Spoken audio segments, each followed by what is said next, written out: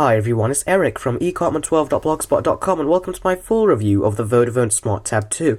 Now a big thank you must go over to Vodafone for sending me this tablet over to review. You can purchase this Vodafone Smart Tab 2 from them on contract and pay-as-you-go, but on pay-as-you-go you'll be paying £159.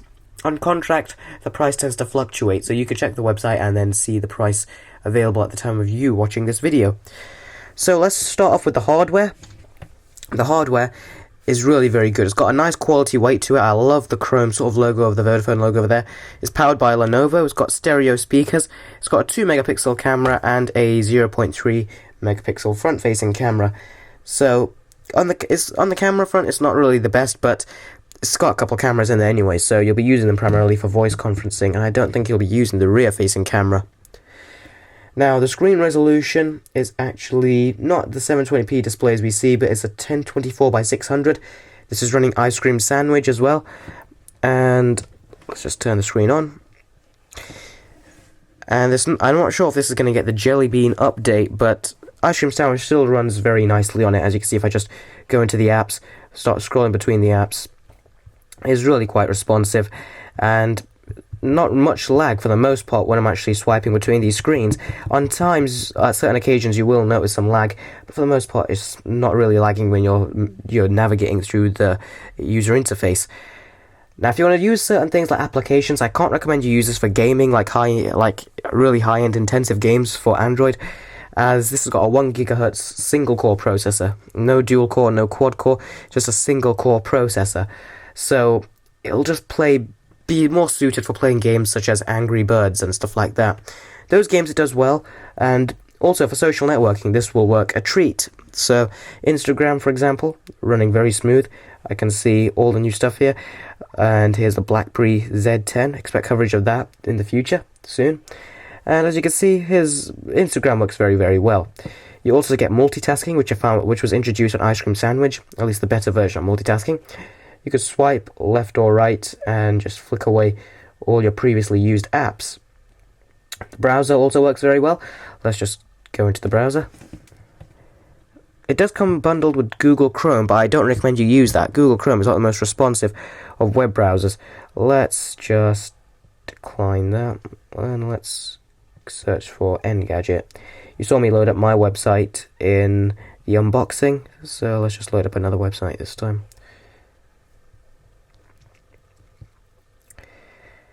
And let's see how long it takes. But whilst it's doing that, let's just scroll between the page, and oh, look at that. It said it was done at least right there.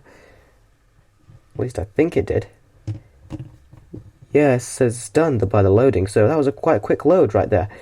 I can tell it hasn't really loaded all of it up actually, but it is really quite smooth on the web browsing experience. Engadget is a really kind of intensive website that I actually bought it to. Pinch to zoom, does that work? Come on, can we pinch to zoom? Double tap. And no, this looks more like a tablet kind of. Either a tablet sort of specified version of the website, or it just doesn't allow pinch to zoom on the Engadget website. Pinch to zoom is smooth when you actually use it. Not silky smooth like some of the other devices you get out there, but it's still very smooth, especially for a budget end tablet like this. So browsing, it works fine. Just don't go into too many sort of like intensive websites, as this will start to struggle with it. Now, you have got access to the Play Store, so you can install many applications. I'd say stay away from the high-intensive games, but for the most part, the other apps should work fine. But the game apps like Grand Theft Auto 3, Need for Speed, Most Wanted, stay well away. Really, I'd say this tablet would work better with 2D side-scrolling games, and possibly 2.5D games. But with games that are like 3D, like have full 3D and stuff, these won't work very well. So I can't recommend you do those. But games like Angry Birds, stuff like that will work fine on it. Okay, so you know what the Google Play Store is. You got a lot of apps inside there, a lot of very good and well-made apps. And now I've done some quadrant and benchmark tests, as you can see. I've got the apps from there, and the less we talk about those, the better. To be honest, they do give pretty much hideous results. But since this is a 1 GHz single-core processor, you're not going to get the fantastic results that we're normally used to on the quad-core devices.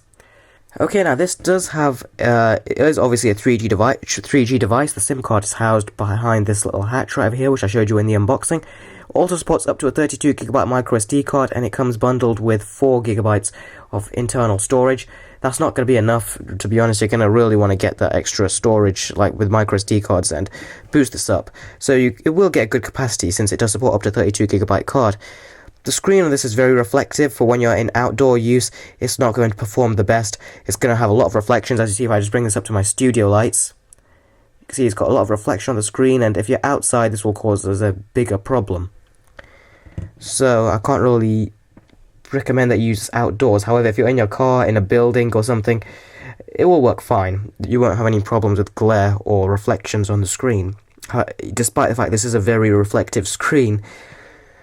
Now, in my time I've used this, I've obviously done quite a lot of stuff. I've done social networking as well, and for social networking, this tablet works a treat. For gaming, it's not going to be very good. The benchmark tests aren't going to be out of this world, but for social networking, I say this tablet really is a great and very useful device. However, the downside, in my opinion, is that there are better options out there for the same price. So this one's going to possibly be left out there in the cold, this device is. As you can see, it does still support all these tablet sort of apps like IMDb. You can scroll between this section, you get this from a tablet perspective right here, so this is obviously utilizes the 7-inch screen. You also can do stuff like this. This is the tablet version of IMDb, so you get the idea. You have got tablet-specific apps as well that work very well. The YouTube app, let's pop into there.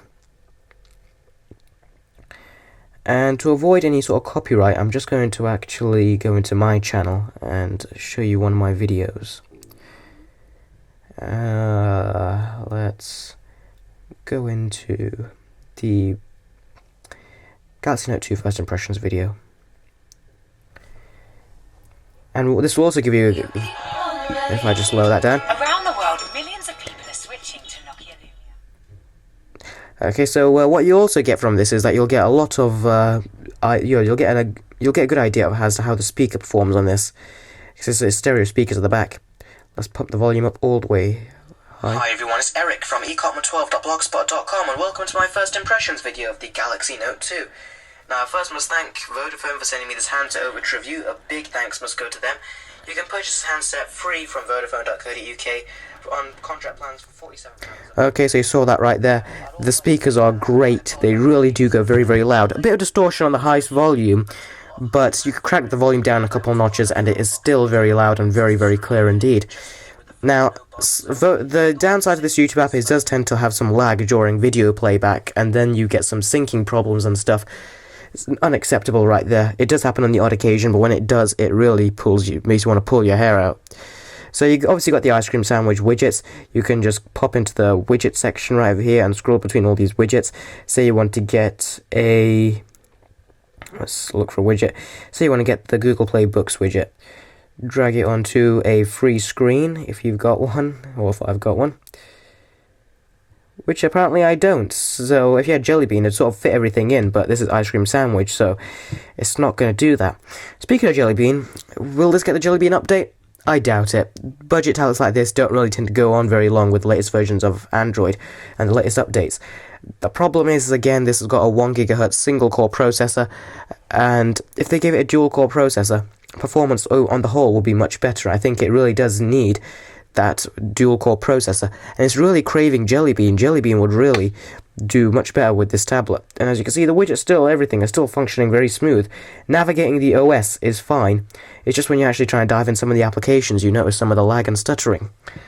Now, you can use this obviously as a 3G tablet, and this is one of the cheapest 3G tablets available. For £159 on pay-as-you-go, you can get this as a 3G tablet, and 3G tablets still do cost quite a bit more money as opposed to their Wi-Fi counterparts. So this really is a very, very good sort of a lower-end cheap tablet. However, the downside is if you don't really want to take this out and about with you, you can do text messaging on stuff on this, which is cool. But if you don't want to take one of these out and about with you, and you're primarily going to be using your tablet indoors, I can't recommend this. This will work fine then, you won't be getting any glare or anything, but I'm saying there are better options on the market if you just want to primarily get a Wi-Fi only tablet. And there are options like the Kindle Fire HD, the Nexus 7, which I personally would definitely recommend wholeheartedly. This one seems like left out there in the cold. It seems like Vodafone were a bit too late to the game with this one. If they released this, say, near the start of 2012, I would have seen this being a much better tablet and probably much better sales would be going on. However, now there are much better alternatives out there that many people would rather go purchase those.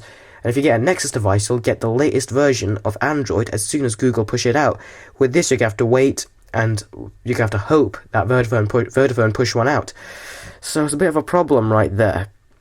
So, as I said, if you want a 3G tablet and you need a 7-inch 3G tablet to take with you on the go and you'll be using it inside, you say, your work office or something, or inside your car or something, the glare won't be a problem. You'll enjoy it. For social networking, I definitely recommend it. For gaming, don't go anywhere near this with a 10-foot pole. Really, this ain't good for gaming if you want to do if you're a true gamer for mobile games. If that makes sense, you're not going to want to use this for gaming. So yes, I could recommend it to those who need a 3G tablet on the go. You can do text messaging with this, and if you're going to be using it in the office or probably in your car or something, not much walking around, just outside, then yes, I can recommend this tablet. However, if you just want to use a tablet primarily when you're indoors, and you don't really need the 3G aspect, then I would suggest you go with a Nexus 7 or Kindle Fire HD. So overall, I still did enjoy my time with this tablet. It's not the best out there, it's a budget tablet, keep that in mind. I think the processor really does need to have a dual core 1GHz as opposed to just the single core.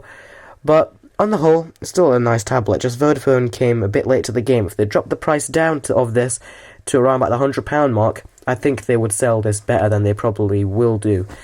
So, thank you guys very much for watching. This has been Eric from ecom12.blogspot.com.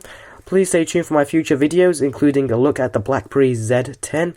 Thank you very much for watching, and I'll see all of you in the next video.